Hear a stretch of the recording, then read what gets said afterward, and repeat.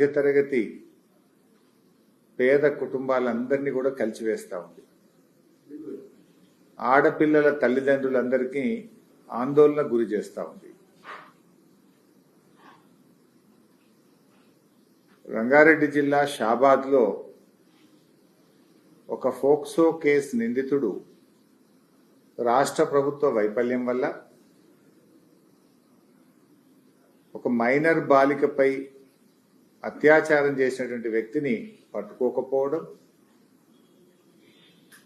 Police అధికారులు ఒత్తిడికో అవినీతికో లొంగిపోయి POCSO case నిందితుడికి 7 సంవత్సరాల లోపు శిక్ష పడేటువంటి సెక్షన్లు పెట్టడం, అతన్ని దాదాపు నెల రోజుల పాటు అతను అబ్స్కాండింగ్ ఉన్నా అరెస్ట్ చేయలేకపోవడం,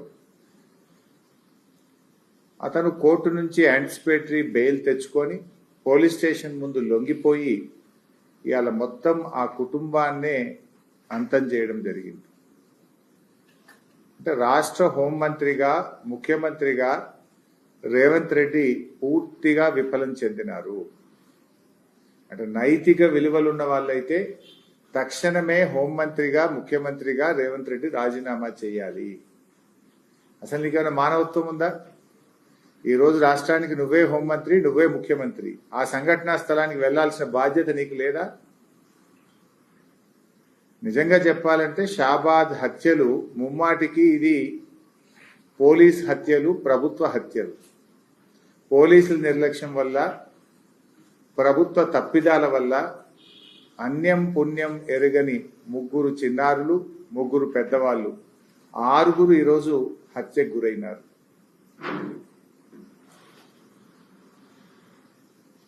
అత్యాచారానికి గురైనటువంటి అమ్మాయి తల్లి పోలీస్ స్టేషన్ చుట్టూ అనేక సార్లు తిరిగి నిందితుడిని మీరు ఇంకా ఎందుకు అరెస్ట్ చేయలేదు, వాడు మమ్మల్ని చంపుతామని తిరుగుతా ఉన్నారని చెప్తే కూడా కేవలం పోలీసుల నిర్లక్ష్యం వల్ల ఈరోజు ఈ హత్యలు జరిగింది.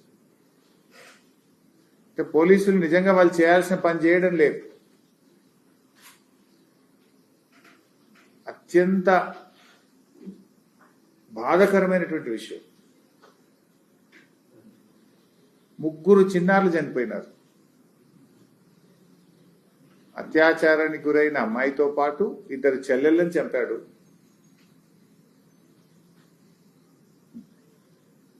వాళ్ళ తల్లిని, నాయనమ్మను అందరినీ కూడా చంపడం జరిగింది.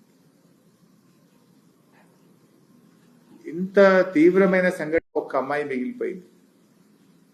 ఆ అమ్మాయికి మూగది, చెవిటిది, కాలు లేని వికలాంగురాలు. పాపం మాట రాదు, చెవులు వినబడవు, కాళ్ళు నడవలేదు.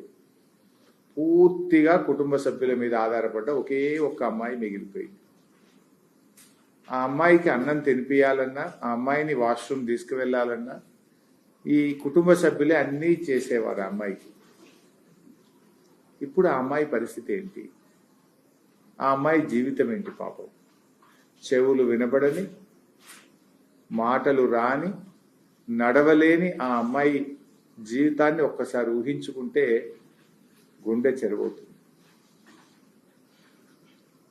ఇంత కర్కశంగా ఒక ఫోక్సో కేసు నిందితుడు హత్య చేస్తే ఇప్పటి వరకు పోలీసులు వారిని పట్టుకోలేకపోయారు.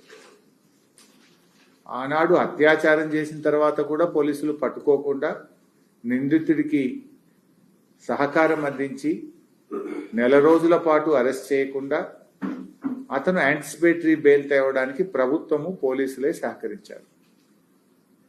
ఇప్పుడు 10వ తేదీ రాత్రి 6 హత్య చేస్తే ఇంతవరకు ఆ నిందితుడిని పట్టుకోలేదు.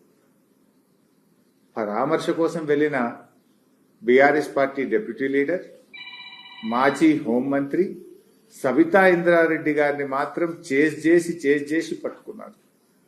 సబిత గారిని, సత్యవతి గారిని, పద్మ గారిని. మీ ప్రతాపం ఎవరి మీద?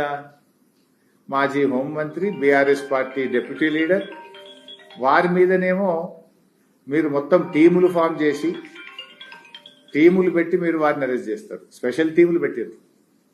ఎందుకు? పరామర్శ కోసం వెళ్తామన్న సత్యవతి రాథోడ్నో, సబితా ఇంద్రారెడ్డినో, ఆర్ఎస్ ప్రవీణ్ గారినో, పద్మా గారినేమో వాళ్ళ ఇంటి దగ్గర నుంచి స్పెషల్ టీములు ఫామ్ చేసి వాళ్ళని అరెస్ట్ చేసి పోలీస్ స్టేషన్లలో పెడతారు. అత్యాచారం చేసి 6గురిని మర్డర్ చేసిన దొంగకేమో మీరు సహకారం అందిస్తారు. అసలు ఈ ప్రభుత్వం ఏమైతుంది? ఎటువైపు పోతా ఉంది? ఆయన మాజీ డీజీపీ, ప్రస్తుతం హోంశాఖకు ప్రభుత్వ సలహాదారుడిగా ఉన్న శివధర్ రెడ్డి గారేమో ఏ బుక్ లేదు, మాకు కాకి బుక్కే ఉంది అంటాడు. మరి ఏమైంది మీ కాకి బుక్? మీ కాకి బుక్ సరిగా పనిచేసి ఉంటే పోలీస్ కమిషనరో, డీసీపీఓ, డీజీపీఓ రివ్యూ చేసి ఉంటే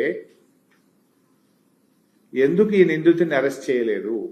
మే 16వ తారీఖు నాడు అమ్మాయి రేపైంది, ఇప్పటిదాకా ఎందుకు అరెస్ట్ చేయలేదని రోజు రివ్యూ చేసే పోలీస్ కమిషనరో, డీజీపీఓ ఎందుకు అడగలేదు, ఎందుకు రివ్యూ చేయలేదు అని నేను అడుగుతా ఉన్నా. అంటే రాష్ట్రంలో మీరు ఇంకోటి కూడా అడగాలి. డీజీపీ, హోమ్ మినిస్టర్ గారు ఫోక్సో కేసు నిందితుడికి 7 సంవత్సరాల లోపు సెక్షన్లు ఎలా పెడతారు అని రివ్యూ చేసే బాధ్యత డీసీపీకో, పోలీస్ కమిషనర్కో లేదా డీజీపీకో లేదా? ఇప్పుడు ఒక ఎస్ఐని సస్పెండ్ చేసి చేతులు దులుపుకుంటారా?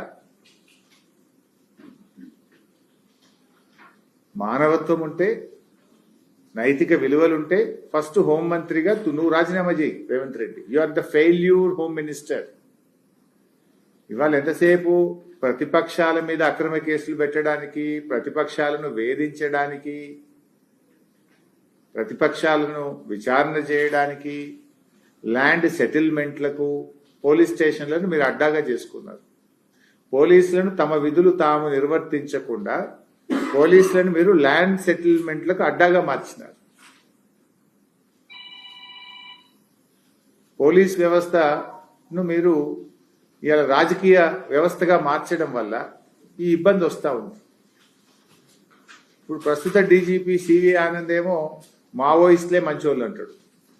పాత డీజీపీ ఏమో ఏ బుక్ లేదు, కాకి బుక్ ఉంది అంటాడు. మరి ఏమైతుంది? అసలు ఎటుపోతుంది రాష్ట్రం? అన్యం పుణ్యం ఎరగని 3 చిన్నారులను అత్యంత కిరాతకంగా హత్య చేస్తే ఈ ప్రభుత్వానికి చీమగుట్టినట్టు కూడా లేదు. ఈ రాష్ట్రంలో ఆడపిల్లలున్న ప్రతి తల్లిదండ్రుల హృదయం ద్రవించిపోతా ఉంది. ఏంది అసలు మా పిల్లల పరిస్థితి ఏందని ఇవాళ ప్రతి తల్లి తండ్రి ఆందోళన చెందుతున్నారు. ఇవాళ ఓదార్పు కోసం వెళ్లిన సబితా ఇంద్రారెడ్డి గారిని అరెస్ట్ చేయడం ఎంతవరకు సబబు? అంటే ఓదార్పు కోసం వెళ్లిన వాళ్ళనేమో నేరస్తులుగా చూస్తున్నారు. అత్యాచారం చేసి 6గురు చంపిన వాళ్ళనేమో మీకు నేరస్తులుగా కనబడతలేరు. వాళ్ళకు స్పెషల్ టీములు ఫామ్ చేయరు, వాళ్ళని మీరు అరెస్ట్ చేయరు. రాష్ట్రం పరువు పోతుంది. ఇప్పుడు భారతదేశం ముందు ఇటువంటి సంఘటనల వల్ల తెలంగాణ రాష్ట్రం యొక్క ఇమేజ్ దెబ్బతింటా ఉంది. Because you are the home minister and you are the chief minister. It is your failure. నేరస్తులను కట్టడి చేయడంలో ఈ ప్రభుత్వం వైఫల్యం చెందింది. ఫోక్సో కేసు నిందితుడిని నిజంగా మీరు ఆ రోజే అరెస్ట్ చేసి ఉంటే, ఫోక్సో కేసు నిందితుడికి పెట్టాల్సిన సెక్షన్లు పెట్టుంటే ఇవాళ ఈ 6 హత్యలు జరిగుండేవి కావు. ఈ 6 హత్యలు జరగడానికి కారణమే పోలీస్ వ్యవస్థ వైఫల్యం, రేవంత్ రెడ్డి వైఫల్యం. ఎందుకు ఈ మాట చెప్తున్నాం? ఎప్పుడైతే అత్యాచారం చేసిండో అతన్ని నెల రోజుల పాటు మీరు అరెస్ట్ చేయలేకపోయిండ్రు. మీరు మా బీఆర్ఎస్ నాయకులను మాత్రం చేసి టార్గెట్ చేసి మా కార్యకర్తలను సోషల్ మీడియాలో ట్వీట్ చేస్తేనో, మా బాల్కా సుమన్ అన్యాయాన్ని మున్సిపల్ ఎన్నికల్లో ప్రశ్నిస్తేనో, మా నల్ల బాలునో వీళ్ళని మాత్రం నిమిషాల్లో అరెస్ట్ చేస్తున్నారు. మరొక రేపిస్టును అరెస్ట్ చేయడంలో మీకు ఎందుకు అంత అలసత్వం? నిజంగా మీరు అరెస్ట్ చేసి ఉంటే, చట్టపరంగా సెక్షన్లు పెట్టి అతన్ని జైలుకు పంపించుంటే ఇలా 6 ప్రాణాలు పోయేటియా?